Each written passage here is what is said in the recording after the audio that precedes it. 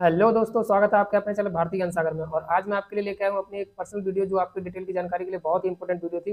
ये वीडियो आपके SSC GD की वैकेंसी के रिगार्डिंग, और कई दिनों से हा हल्ला मचा हुआ था कि वैकेंसी आने वाली, वैकेंसी आने वाली।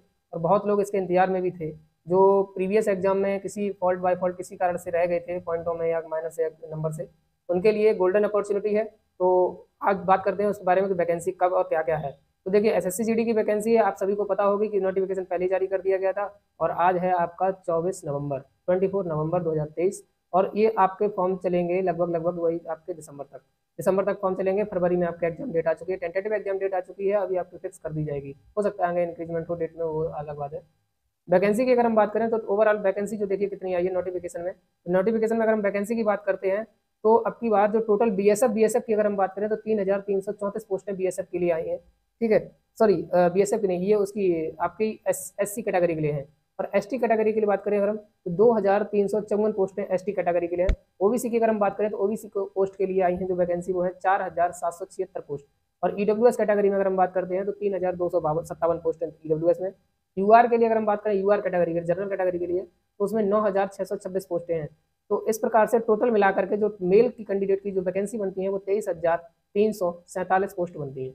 और महिला कैंडिडेट की अगर हम बात करें तो ओवरऑल महिला कैंडिडेट की जो बात करें तो 2,799 पोस्ट जो है, 2,799 यानी लगभग लगभग आप कह सकते हो कि 2,800 पोस्ट जो है वो महिलाओं के लिए है। उसके बाद अगर हम बात करें कैटेगरी वाइज तो यूआर के लिए 1183 पोस्ट महिलाओं की है। ईडब्ल्यूएस के लिए 376 पोस्ट है। ओबीसी के लिए 584 पोस्ट है। और एसटी के लिए 248 पोस्ट है। और एससी के लिए 408 पोस्ट है। सुबह हम इस बारे में कुछ डिस्कस कर रहे थे कि वैकेंसी आने वाली है 75-76 हज़ार, कुछ लोगों ने बताया था। मैंने उस पर एक कटाक्ष किया था कि वैकेंसी इतनी नहीं आएगी, और आपको देखने को वैकेंसी अप्रॉक्स उसी के लगभग में मिला है। तो वैकेंसी जो टोटल मिलाकर के अगर हम ग्रॉस पे देखें तो कितना बन रहा है, तो टोटल वैकेंसी की जो संख्या, नंबर ऑफ संख्या है, तो आपकी वही बन रही है 26,146 पोस्ट। 26,146 पोस्टों पर आपका आया वैकेंसी। और एसएससी जीडी में जो भी वैकेंसी आती है उनसे रिगार्डिंग आपको कई अर्धसैनिक बलों में आपको सेना में जाने का अवसर प्राप्त होता है।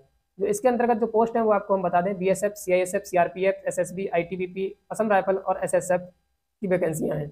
अगर हम बात करें इसकी क्राइटेरिया की, तो क्राइटेरिया में आपको एज सबसे इंपॉर्टेंट फैक्ट है कि आपको एज पता होनी चाहिए। एज क्या रहेगी आपकी, तो एज आपकी रहेगी 18 से 23 साल तक।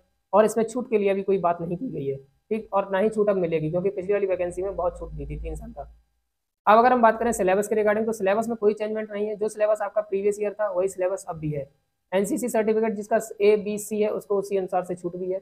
ए सर्टिफिकेट वाले को 2% की छूट है, बी सर्टिफिकेट वाले को 3% की छूट है, और सी सर्टिफिकेट वाले को 5% की मैक्सिमम छूट मिल सकती है।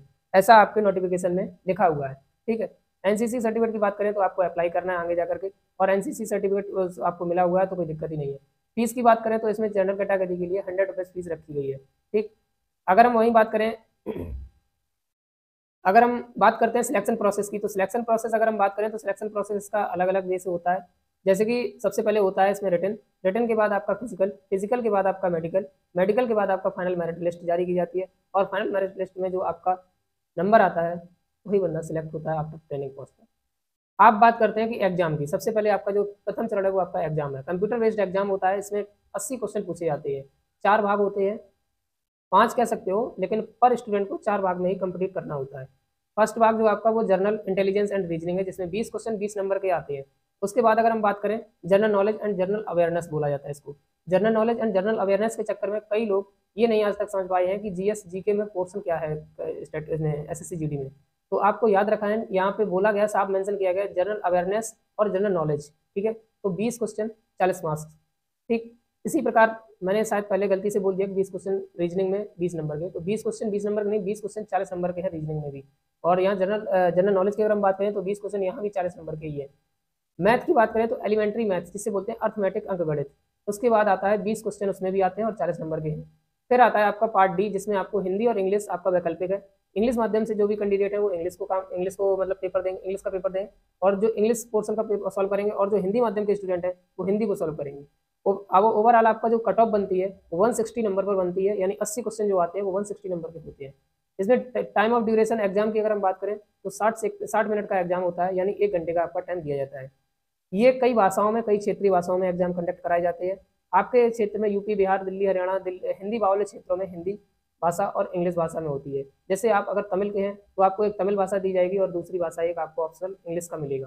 ठीक, अगर हाँ, एक चीज़ याद रखिएगा, कोई भी क्वेश्चन अगर आपका पेपर में टाइपिंग मिस्टेक होती है और वो अगर कोई एरर सही माना जाता है तो क्वेश्चन को, इंग्लिश वाले क्वेश्चन को आधार मानकर ही उसको सही और गलत ठहराया जाएगा। बात करते हैं फिजिकल स्टैंडर्ड की। तो फिजिकल स्टैंडर्ड आप जैसा पता भी होगा आपको कि मेल के लिए अगर हम बात करें तो 5 किलोमीटर 24 मिनट में रेस होती है, वहीं फीमेल के लिए इसकी 1600 मीटर रेस होती है। 1600 मीटर का मतलब 1.6 किलोमीटर की रेस होती है 8 मिनट या 8.5 मिनट, 8.5 मिनट में, ठीक है, 8.5 मिनट में होता है। और वहीं अगर हम रेस की अगर हम बात करते हैं तो रेस आपकी जो रहती है वो लड़कियों के लिए हमने आपको बताई दी है, मेल के लिए हमने आपको बताई दिया है। और लद्दाख रीजन के जो कैंडिडेट होते हैं उनके लिए, मेल्स के लिए जो रेस होती है वो 1600 मीटर रेस 7 मिनट में होती है, वहीं फीमेल्स के लिए 800 मीटर रेस 5 मिनट में होती है। ठीक, इसके अलावा अगर हम बात करें हाइट की, मस्ट इंपॉर्टेंट है कि जिन लड़कों की हाइट 170 सेंटीमीटर से कम है, मैं यूं ही कहूँगा 172 या 171 की जिसके पास हाइट है वही इस एग्जाम के लिए प्रिपेयर करे, आगे फालतू में अपना टाइम बर्बाद ना करें। और फीमेल्स के लिए 157 फीमेल्स और 170 यानी 170 सेंटीमीटर पुरुष और 157 सेंटीमीटर महिलाओं की हाइट होनी चाहिए। अगर हम इसको बात करते हैं कि अलग अलग कैंडिडेट अलग अलग एरिया से आते हैं, उनके लिए अलग अलग हाइट का मेजरमेंट रखा जाता है।